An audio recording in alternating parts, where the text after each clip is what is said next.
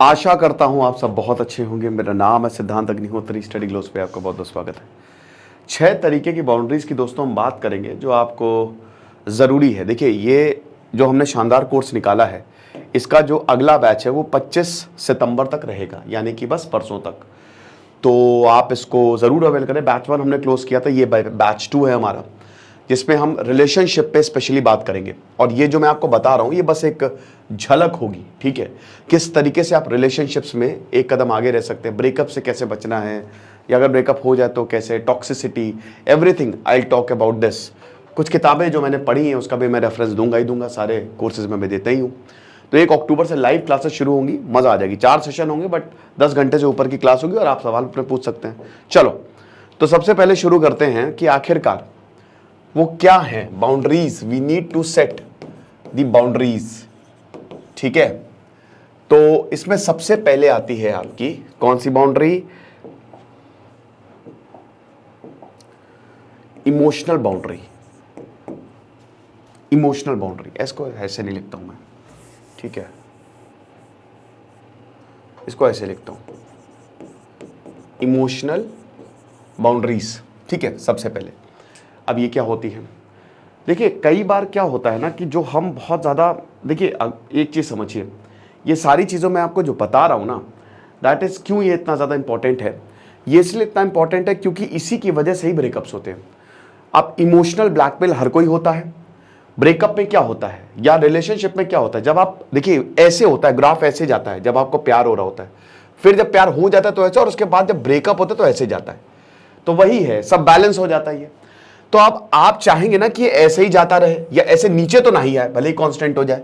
तो इसमें आपको क्या करना है, इसलिए आपको बाउंड्री सेट करनी पड़ेंगी, आपके पास कोई चारा नहीं है, वरना you will be and up in. अब इसमें होता क्या है कि बहुत लोग इमोशनली डंपिंग ग्राउंड समझ लेते हैं। जैसे मान लीजिए कि कोई लड़की है, वो आपको बोले जा रही है, आपके बताए जा रही है अपने बारे में, अपने इमोशंस के बारे में। अब आपको नहीं पता आप कैसा फील करते हो, तो इट्स ओके, नहीं पता है, आप ज्यादा कुछ कर नहीं सकते, ठीक है। कई बार ऐसा होता है, देखिए इसमें आपको भी थोड़ा सा सतर्क रहना पड़ेगा। कई बार इमोशंस के चक्कर में आज कुछ ऐसा डिसीजन ले लेते हो। याद रखो, आप 2 अलग अलग एंटिटी हो, आप एक नहीं हो, अलग अलग एंटिटी हो। 2 जिस्म एक जान नहीं है, 2 जिस्म 2 ही जान है, समझ लो इस बात को। तो आप मदद करो, लेकिन उसका दर्द अपने दर्द में मत घुसेड़ लो, वरना आप ही को दिक्कत होने वाली है। और उसके बाद कभी कभी आप नहीं वेल हो, आप बोल दो कि नहीं भाई देखो, ये चीजें मैं चाहता हूं अभी, नहीं मैं उस तरीके का शायद फील कर सकता हूं, या जो इमोशंस हैं, ठीक है, मेरे उस लेवल के अभी हैं, या फिर तुमसे तुम्हारा दर्द जो है, ठीक है, ऐसा नहीं कि मैं तुमसे एकदम जुड़ रहा हूं, ठीक है, क्योंकि भाई तुम अलग हो, मैं अलग हूं, मैं तुमको पूरी तरीके से सपोर्ट करूंगा। बट ये चीज हमको समझनी पड़ेगी कि आपके इमोशंस अलग है, मेरे इमोशंस अलग हैं, हम दोनों अलग अलग हैं, और हमको इसकी रिस्पेक्ट करनी चाहिए, है ना। वरना कई बार ऐसा होता है कि तुमको तो मेरी केयर ही नहीं है, तुमको नहीं पता मैं कैसा फील कर रही हूं या कर रहा हूं, तुम तो ऐसे करती हो, तुम देखो अपने आप को, तुम तो खुश रहते हो। अरे तो क्या हो गया भाई, तब क्या हो गया, इट्स गुड। जरूरी है कि आप ये सब बाउंड्री सेट करें, इसको मैं और अच्छे से बताऊंगा कोर्स में। उसके बाद आती है आपकी फिजिकल बाउंड्री, भी इंपॉर्टेंट है, फिजिकल, ठीक है। अब आप बोलेंगे सर फिजिकल बाउंड्री, बिल्कुल फिजिकल बाउंड्री भी ज़्यादा इंपॉर्टेंट रहती है। देखिए फिजिकल बाउंड्री में इसमें कई बार जैसे चलो भैया काम करो, हमारा करो, अपना अपना जो शरीर है वो यूज़ करो, नहीं मन करता भाई, थके होते हैं, कई बार ऐसा होता है, मना कर सकते हो। कई बार आप दूसरे की वजह से अपने शरीर को परेशान कर डालते हो, मना कर सकते हो भाई। फिजिकल बाउंड्री भी आप सेट कर सकते हो। कई बार आपको नहीं लगता कि कोई आपको ऐसे टच करे या कहीं पे पर्टिकुलर जगह टच करे, लड़कियों को स्पेशली, तो आप ये बोल सकती हैं उनसे कि भाई मैं नहीं ऐसा फील करती हूँ, आप थोड़ा सा दूर रहो। भले ही आप हम रिलेशनशिप में, बट इसका मतलब ये नहीं है कि आप कुछ भी कर दो, ये यहाँ पे मैं कंफर्टेबल नहीं हूँ। तो सीधे सीधे आप बता दो, आपको बता दो कि ये बहुत ही ज़्यादा आपके लिए फ़ायदेमंद होगा। कुछ भी अगर आपको नहीं सही लग रहा है आप बता दो, आप उसको छुपाओ नहीं, क्योंकि वो फिर वो बहुत ही गंदे रूप से बाहर आता है, वो फ्रस्ट्रेशन के रूप से बाहर आता है। इट्स बेटर कि आप उस इंसान को बता दो, तो बाद में ये होगा कि भाई मैंने बताया था, ये बाउंड्री है, ये मुझे सेट करनी पड़ेगी। प्यार करते हैं तो प्यार का मतलब ही ये है कि आप सरेंडर करो। अब सरेंडर का मतलब ये नहीं कि आप अपने आप को कॉम्प्रोमाइज कर दो, सरेंडर का मतलब ये है कि आप रिस्पेक्ट कर रहे हो, बट कुछ चीज़ें जो मेरी हैं वो मेरी ही हैं, समझ रहे हो। तो बहुत ही ज़्यादा इट्स इम्पॉर्टेंट। इमोशनल बाउंड्री में कई बार ऐसा भी होता है कि फीलिंग्स को क्रिटिसाइज किया जाता है, जैसे आपकी फीलिंग को डिसमिस किया जाएगा, क्रिटिसाइज किया जाएगा। कई बार ऐसे सवाल पूछे जाएंगे जो कि सही नहीं है रिलेशनशिप में। कई बार पर्सनल इमोशनल इन्फॉर्मेशन हो सकता है, कई बार आप ऐसा ना फील कर रहे हो कि कुछ चीज़ मुझे आपको बतानी है, नहीं ऐसा लगता, लेकिन ज़बरदस्ती, अरे तुम तो मुझे समझते ही नहीं हो, तुम तो मुझे अपने घर का नहीं समझते हो, तुम तो मुझे अपने ही नहीं समझते हो, इसीलिए तुम मुझे नहीं बता रहे हो, ये हिसाब किताब। कई बार ज़बरदस्ती की अपनी फीलिंग को जस्टिफाई करो, लड़के करते हैं कि नहीं नहीं तुम बताओ, जस्टिफाई करो ये, ठीक है। कई बार कि नहीं, जैसे अब लड़कियां ये करती हैं कि भाई तुम तो मेरी फीलिंग समझ ही नहीं सकते जो मैं फील कर रही हूँ। भाई नहीं समझ सकते क्योंकि हम अलग हैं, ठीक है। तो इमोशनली डंपिंग ग्राउंड, ये फ्रेंड जोन में बहुत होता है, ये जिनको पर्सनालिटी डिसऑर्डर्स कोर्स में मैं बताऊंगा एक एक चीज़। इमोशनली डंपिंग ग्राउंड मतलब ऐसे आपसे कभी बात नहीं करेंगे, लेकिन कोई प्रॉब्लम होगी तो आप सारे इमोशंस आपके ऊपर बम्बार्ड, उनको बस चाहिए कि कोई सुन ले, तो ऐसा मत करो बिल्कुल भी। देन उसके बाद time boundaries, again very important, time boundaries, ठीक है। ये क्या होती है, इसमें आधे से ज्यादा जनता परेशान, आधे से क्या पूरी जनता परेशान, अरे मैं तुरंत आ रहा हूं यार, ऐसी क्या बात है। मेरी एक दोस्त थी, अब वो बेचारा लड़का जो है, उनकी शादी होने वाली थी, एंगेजमेंट हो गई थी, बेचारा लड़का कहीं बिजी था, नहीं तो मुझे लेने आओ, और इस बात पर उसने झगड़ा किया। तो मैंने समझाया कि भाई वो बंदा बिजी है, तुम समझो इस बात को, तुम अपने ऊपर इसको लेके देखो, तो कोई ऐसा एक काम इंपॉर्टेंट जहां पे तुम बिजी हो, तुम जा सकते हो, नहीं जा सकती हो, ठीक है। ऐसे ही लड़के, भाई वो मुझे टाइम नहीं देती है, अरे भैया वो बिजी है। एक मेरा दोस्त था, वो इतना पगलेट, और अल्टीमेटली ये ब्रेकअप में डील करता है। ये सबसे इंपॉर्टेंट है, क्योंकि आपको वक्त चाहिए भाई। देखो सबसे पहली बात तो रिलेशनशिप में एक चीज समझ लो, स्टॉप बेगिंग, भीख मांगना बंद करो।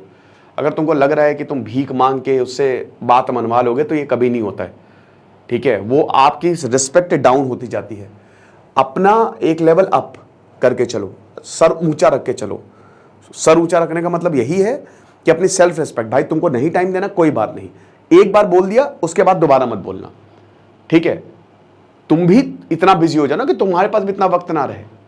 तो वक्त, टाइम बाउंड्री सिलेक्ट करना बहुत जरूरी है, और ये बता दो कि भाई मैं नहीं आ सकता, मैं 1 घंटे तक ही स्टे करूंगा यार, आज भले ही तुम्हारा। कई बार ऐसा होता है कि जैसे अभी जैसे मेरी वाइफ है, अब जैसे अभी एशिया कप चल रहा है तो मैच था, तो अब उनको कहीं जाना था, तो उन्होंने कहा चलो चलो, मैंने कहा कि यार देखो मैं मैच देख के जाऊंगा, मैंने पहले ही बता दिया, कोई बात नहीं, मैच देख ली, खत्म कर लिया। लेकिन कई बार ऐसा होता है, नहीं नहीं चलो चलो, आप अपनी इच्छाएं मार के वहां जाता है। इससे होता है कि झगड़े होते हैं कि भाई हमने तो अपनी इच्छाएं मार ली। तो time boundaries, it is very important कि आप टाइम बाउंड्रीज जो है वो सेट करें।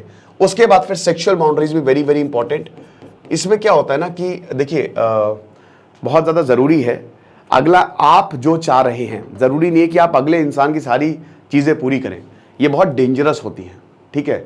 सेक्सुअल बाउंड्रीज, संभोग से समाधि तक किताब बहुत ही शानदार किताब, ओशो ने काफ़ी कुछ बताया है जो मैं आपको बताऊंगा कोर्स में।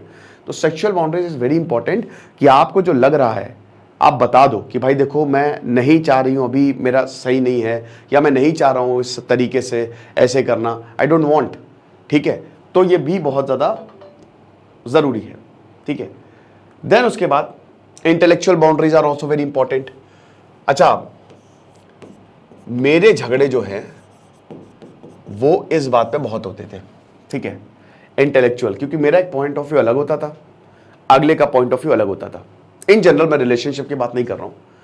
तो अब उसमें होता क्या है कि आपको रिस्पेक्ट करने के, भाई मेरा भी ये पॉइंट ऑफ व्यू हो सकता है, आप कुछ भी इंटेलेक्चुअली कर रहे हो वो आपका है, अगले पर्सन को, चाहे आप उससे रिलेशनशिप में हो, हक नहीं मिलता कि वो आपको क्रिटिसाइज करे। तो ये चीज़ आपको बहुत ज़्यादा समझनी ज़रूरी है। और आखिरी मटेरियल बाउंड्रीज, हाँ भैया आ जाओ बेटा, सबसे खतरनाक मटेरियल, पैसा खर्च करे जा रहे हैं, करे जा रहे हैं, करे जा रहे हैं, है नहीं, उधार लेके करे जा रहे हैं, लोन ले रहे हैं, चाइनीज ऐप से लोन ले रहे हैं, लेकिन नहीं, इंप्रेस करना है, घंटा इंप्रेस होगा कोई, ठीक है, कट जाएगा, बहुत बुरा, बहुत बुरा। मेरा एक दोस्त है, उसने 1 लाख रुपए खर्च कर दिया, उसके स्कॉलरशिप के पैसे थे, उसने 1 लाख रुपए खर्च कर दिए, और जब उसके माँ बाप को पता चला तो बुरी हालत, और फिर उसके बाद नहीं, ब्रेकअप गई किसी के साथ, दूसरे के साथ, खेल खत्म उसका। तो वही बता रहे बेटा, ये बहुत ज़्यादा ज़रूरी है, पैसे नहीं है साफ बोल दो, भाई पैसे नहीं है, रेस्टोरेंट में नहीं जा पाएंगे, चलना आना है, नहीं आना ना हो। अगर वो आ रही तो बहुत अच्छी बात है, या आ रहा है, ठीक है, हालांकि इसमें तो लड़के ही फंसते हैं ज़्यादा, तो अगर आ रही है तो बहुत बढ़िया है, और अगर नहीं आ रही है चलो निकलो। सेक्सुअल बाउंड्रीज में ज्यादातर लड़कियां फंसती हैं, ठीक है। तो मटेरियल में यही है कि भाई आना है, आओ, यहाँ पे खाएंगे, ठेले में गोलगप्पे खा के विदा कर देंगे, या शायद वो भी ना खाएं क्योंकि 10 रुपए भी फक्कड़ हूं मैं, अभी पैसे नहीं है मेरे पास। तो आना है आओ, वरना आओ तो वेलकम, जाओ तो भीड़ कम। और अगर वो आ गई तो समझ लो वाकई बहुत अच्छी, और नहीं आई तो पैसे के लिए ठीक है। तो इसीलिए थोड़ा सा ध्यान रखो, ये 6 टाइप्स की बाउंड्री बहुत ज्यादा जरूरी है। बाकी मैं कोर्स में आपको बहुत अच्छे से इसको बताऊंगा ही बताऊंगा। तो ये लेक्चर था, आई होप आपको अच्छा लगा होगा। Thank you so much.